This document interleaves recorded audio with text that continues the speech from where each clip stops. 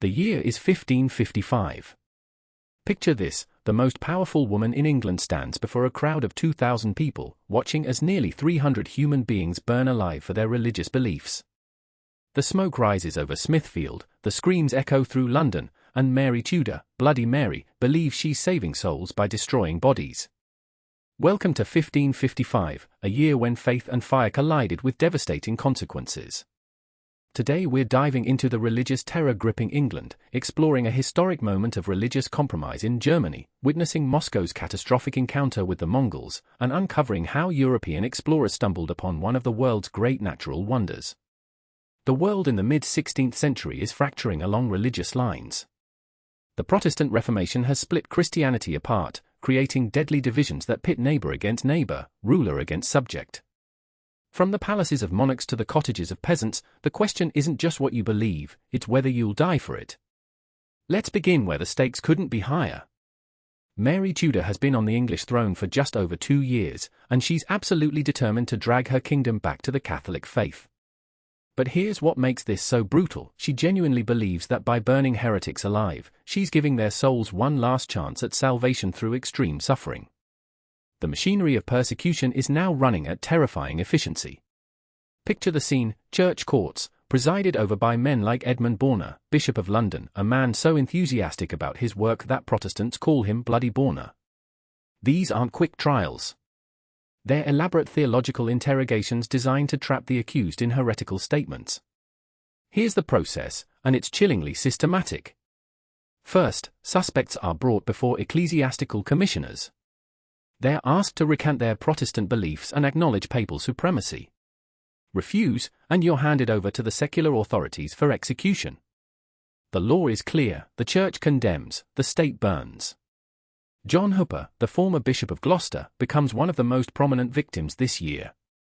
Listen to this account from an eyewitness: when brought to the stake on February 9th in his own cathedral city, the wind kept blowing the flames away from his body. It took 3 separate fires to kill him, and he was heard to cry, "Lord Jesus, have mercy upon me. Lord Jesus, receive my spirit."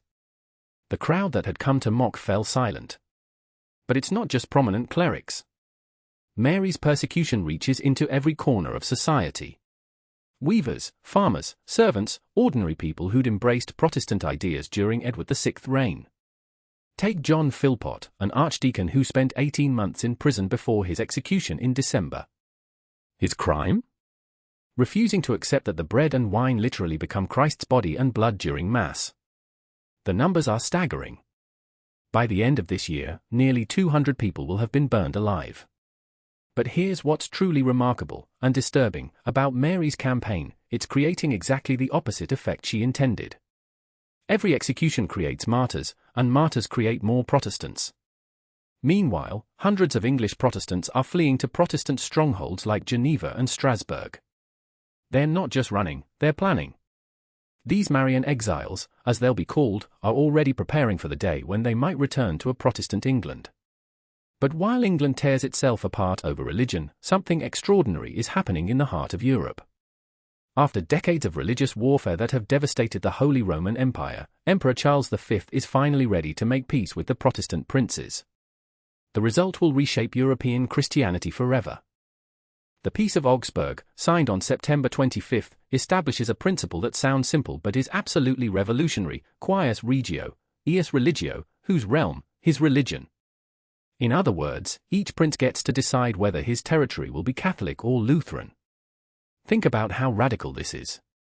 For 1,000 years, the dream of European Christianity has been unity under Rome. Now, the Holy Roman Emperor himself is officially acknowledging that his empire will be permanently divided along religious lines. Charles V isn't happy about this. He's spent his entire reign fighting to maintain Catholic unity, battling Protestant princes in wars that have drained his treasury and exhausted his armies. But he's realistic enough to know when he's beaten. The Protestant Schmalkaldic League proved they couldn't be crushed militarily, and continuing the fight would destroy what's left of the empire. Here's the fascinating political calculation: the peace specifically recognizes only Catholicism and Lutheranism. Calvinists, Anabaptists, and other Protestant groups get nothing. It's a compromise that satisfies the major players while leaving smaller religious minorities in limbo. But there's a human cost to this neat political solution. The treaty includes a provision called the ecclesiastical reservation. If a Catholic bishop or abbot converts to Protestantism, he must give up his lands and revenues. It's designed to prevent wholesale conversion of church territories, but it means individual conscience is still subject to political calculation. The peace will hold for over 60 years, but it's solving the religious problem by institutionalizing division rather than healing it. Europe is learning to live with plurality, but it's a cold, practical arrangement rather than genuine tolerance. Now let's journey east to witness one of the most devastating attacks on a European capital in the 16th century.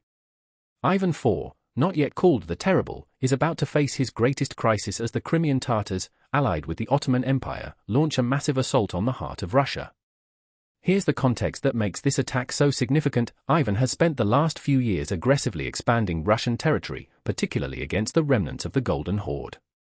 He conquered Kazan in 1552, dealing a massive blow to Tatar power. Now Devlet Giray, Khan of the Crimean Tatars, is leading a coalition that includes not just his own forces but Ottoman janissaries and artillery. The attack begins in May, and it's devastatingly effective. Russian sources describe a force of over 60,000 men sweeping northward, burning everything in their path.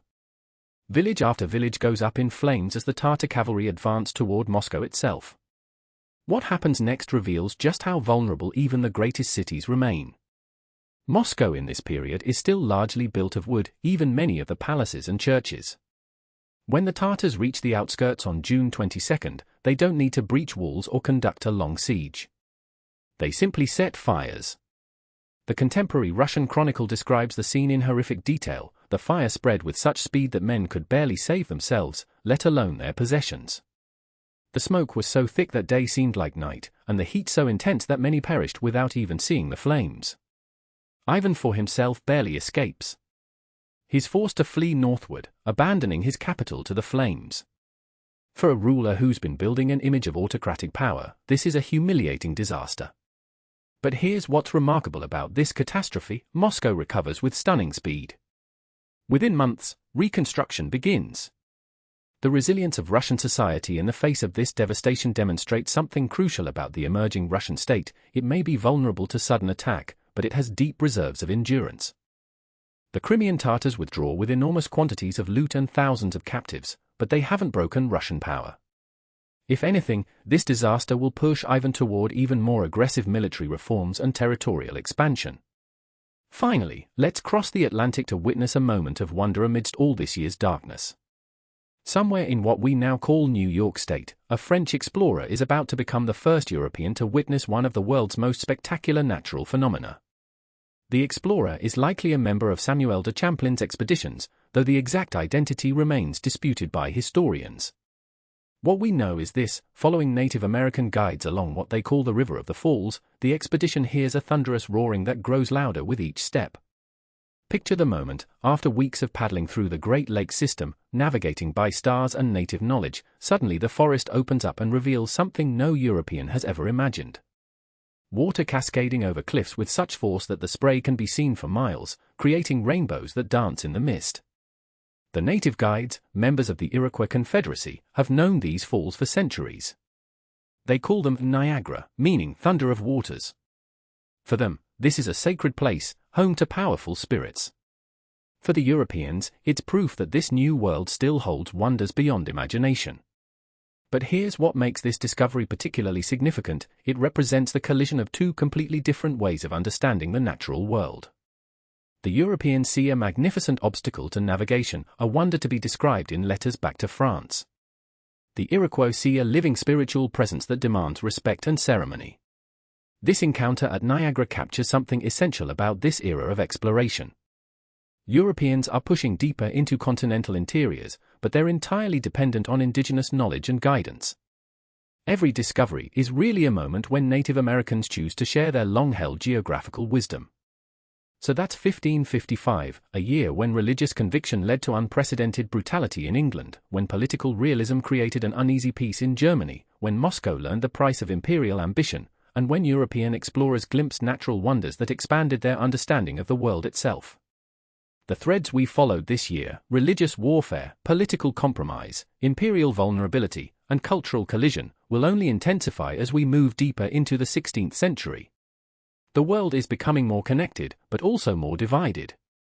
Next time, we'll see how these tensions continue to reshape Europe and beyond.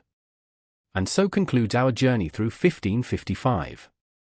Join us next time as we explore what the year 1556 has in store.